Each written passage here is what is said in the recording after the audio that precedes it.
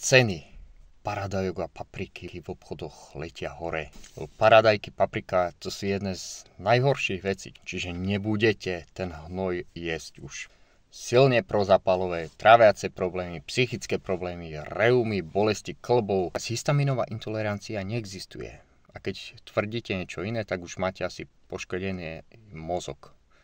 Konečne je tu jeseň a ceny paradajok a papriky v obchodoch letia hore, čiže nebudete ten hnoj jesť už. Paradajky, paprika, to sú jedné z najhorších vecí, čo sa dajú jesť.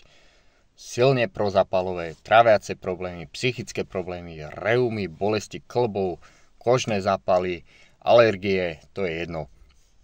Čiže vďaka Bohu idú ceny hore a ľudia budú zdravší, lebo nebudú kupovať tie predražené 20-eurové paradajky, 20 eur za kilo. A už aj nehovorím o tom, ako to má chuť a Boh vie, čo na to ešte dávajú a s čím to polievajú, kde to pestujú, to je už ďalšia vec. Lebo kopa z vás rieši histaminovú intoleranciu. Ešte raz, histaminová intolerancia neexistuje. Neexistuje. A keď tvrdíte niečo iné, tak už máte asi poškodený mozog tým histamínom, takže preto už nedokážete pochopiť, čo vám hovorím. Tie symptómy, ktoré máte, existujú. Áno, reálne vám je zlé, reálne máte bolesti, reálne máte problémy psychické, nervového charakteru, to je jedno. Symptómy existujú, ale histaminová intolerancia neexistuje. Histamín je telu vlastná látka prirodzená. Čiže nejaká intolerancia na to nemôže existovať. Bodka. OK. A už vôbec nie taká, že sa vyvinulo v 20 rokoch, 30, 40, 50 alebo zrazu. Problém sú kvasinky, baktérie v tráviacom trakte, zlé trávenie, málo žalúdočnej kyseliny, málo žlče, málo pankreatických enzymov, málo enzymov produkovaných bunkami tenkého čreva. Toto je problém. Žiadny histamín nie je problém. Endotoxíny sú problém.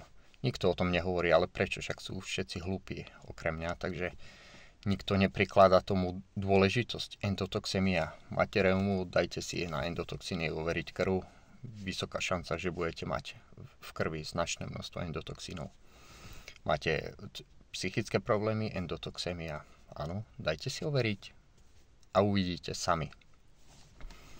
Endotoxíny sú časti mŕtvych baktérií, pochádzajú z tráviaceho traktu, môžu aj z mŕtvého zubu, z infikovaných zubov, už aj nehovorím.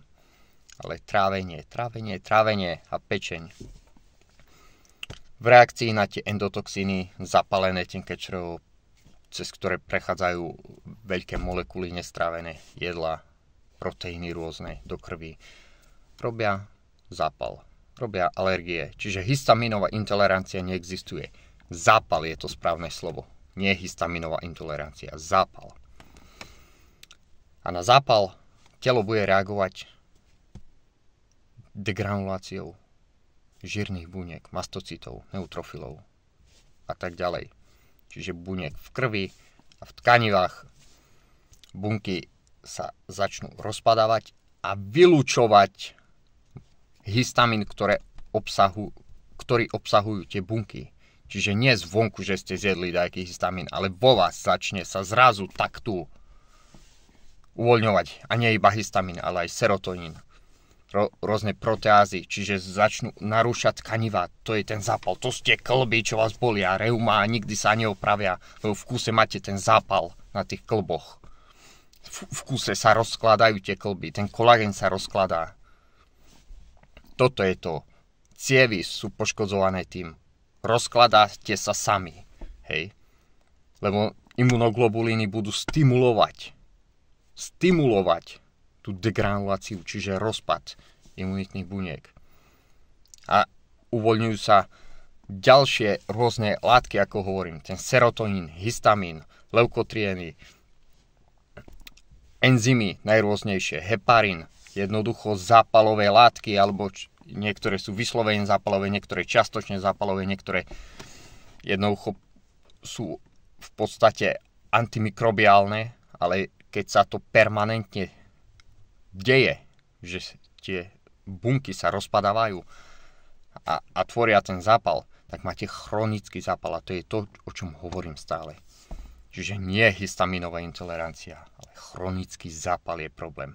A kým budete riešiť tú histaminovú intoleranciu, tak dovtedy budete iba prešľapovať na mieste a budete stále sa sťažovať, a ten lekár je na hovno, a ten liek je na hovno, a toto je na hovno, a tamto je na hovno, strava je na hovno. Tak ďalej jedzte tie vločky, jedzte ten jogurt, jedzte kváskové chleby, jedzte jednoducho čo chcete, podporujte rast kvasiniek, baktérií, kašlite na regeneráciu pečene, na regeneráciu traviaceho traktu, na regeneráciu žalúdka, nechávajte si mŕtvé zuby infikované v ústach, nech vám tam hnijú, nech z toho máte sklerózu multiplex, cukrovku, jedna z najčastejších príčin cukrovky sú infikované zuby, iba aby ste vedeli, cukrovky druhého typu hlavne. A či máte Parkinsona, či máte ALS, to je jedno. Či máte úzkosti, schizofréniu, reumu, rakovinu, nechávajte si mŕtve zuby, neriešte pečeň, neriešte infekcie, riešte čím drahšiu liečbu a zbierajte po susedoch, po internete na rôzne liečby, prachy a nezamyslíte sa nad tým v prvom rade, prečo ten problém vznikol. A keď zistíte, prečo vznikol, tak budete vedieť, že čo asi ho spôsobilo. Keď viete, čo to spôsobilo, tak viete, čo treba odstrániť. A keď už viete čo, tak už vám stačí prísť iba na to, že ako to odstrániť. Bodka.